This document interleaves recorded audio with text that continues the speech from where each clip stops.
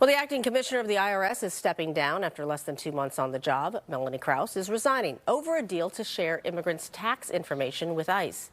She is the second agency chief to resign over access to taxpayer data. The Treasury Department says the data sharing program will help identify undocumented immigrants so that ICE can deport them. Critics say the program violates taxpayer privacy laws. It is a dramatic shift from the agency's past stance on undocumented taxpayers and could discourage many from filing.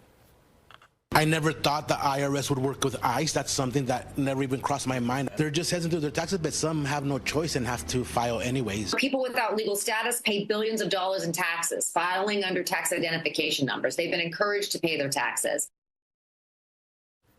Many immigrants file taxes in hopes that it will help them make a case for residency down the road. The Treasury Department is defending the data sharing move, saying it's part of President Trump's nationwide immigration crackdown. A federal appeals court has cleared the way today for the Trump administration to fire thousands of probationary federal workers. The ruling halts a judge's order requiring the workers to be reinstated. And the decision comes in a lawsuit filed by nearly 24 states that had argued the mass firings will cause irreparable burdens and expenses to support recently unemployed workers. That ruling comes a day after a similar order for the Supreme Court in another lawsuit filed over those mass firings.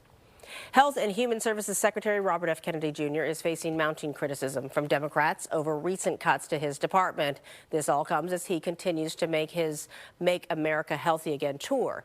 Fox's Jared Halpern has more.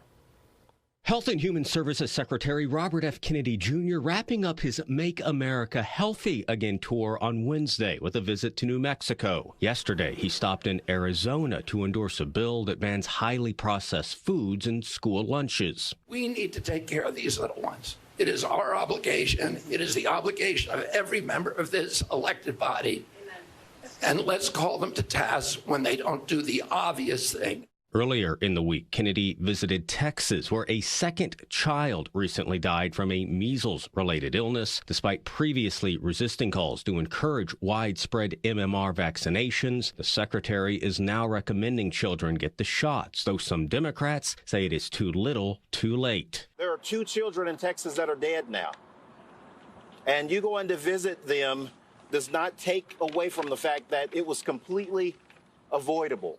Kennedy's trip out west comes as he's facing growing criticism for recent DOGE cuts at HHS that are part of a major restructuring plan. Democratic lawmakers came to the department's headquarters in Washington on Wednesday, demanding a meeting with the secretary, but they left empty-handed. The secretary has touted unscientific and unproven cures. He owes us a plan for how he is going to preserve Americans' health and how he is going to hold people's health in the future.